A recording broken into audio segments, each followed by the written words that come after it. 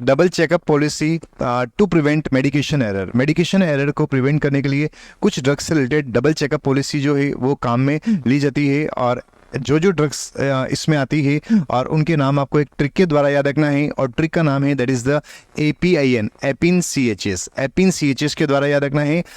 ए का मतलब होता है that is the anti microbial drugs. कुछ एंटी माइक्रोबियल क्लास है जिसके अंदर अपने को डबल चेकअप करना चाहिए उन एंटी माइक्रोबियल्स को। लाइक बच्चों, फर्स्ट नंबर का ड्रग है अमाइनो ग्लाइकोसाइड ग्रुप की जितनी भी एंटीबायोटिक है, चाहे वो जेंटामाइसिन हो, एमिकासिन हो, है ना, उनके लिए, और इसके अलावा वैंकोमाइसिन ग्रुप की एंटीबायोटिक्स के लिए, और इसके अलावा एम्फोटेरिसिन B जो आती है ना, एंटी फंगल एंटीबायोटिक आती है, उसके लिए भी डबल चेकअप पॉलिसी को काम में लिया जाता है। Very clear. ए का मतलब हो गया है एंटी माइक्रोबियल। देन उसके बाद है बच्चों पी का मतलब होता है पोटेशियम, और जो अदर इलेक्ट्रोलाइट्स से कंसंट्रेटेड इलेक्ट्रोलाइट्स अगर अपन पेशेंट को दे रहे हैं तो उसमें भी अपने को डबल चेकअप करना चाहिए, क्योंकि उनकी वजह से फेटल डिसरिथमियास हो सकता है। Very clear. लाइक बच्चों, अगर कंसंट्रेटेड अपन कैल्शियम दे रहे हैं, लाइक मैग्नीशियम दे रहे हैं, लाइक पोटेशियम दे रहे हैं, या फिर बच्चों अपन क्या कर रहे हैं, है ना, हाइपरटोनिक सलाइन दे रहे हैं, उस कंडीशन में भी अपने को क्या करना है ना, डबल चेकअप पॉलिसी करना है। आई का दैट इज द पी का मतलब हो गया है potassium and other electrolytes. Very clear. Then उसके बाद ट्रिक में अपना नाम आता है आई का मतलब होता है इंसुलिन। सभी प्रकार के इंसुलिन में भी डबल चेकअप पॉलिसी को काम में लिया जाता है। देन उसके बाद बच्चों नाम आता है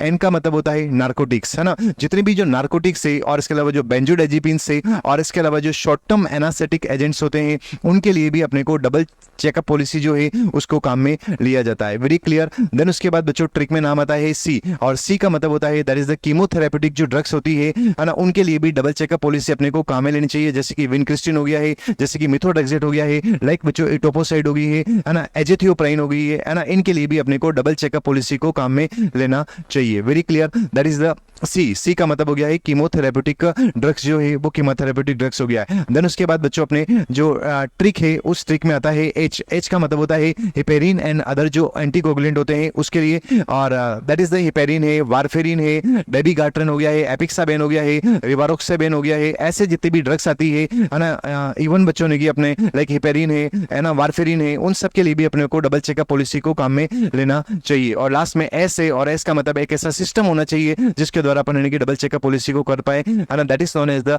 double checkup policy for the drugs. इसको याद रखना है APIN CHS के द्वारा, एपिन CHS के द्वारा। Thank you so much, thank you so much.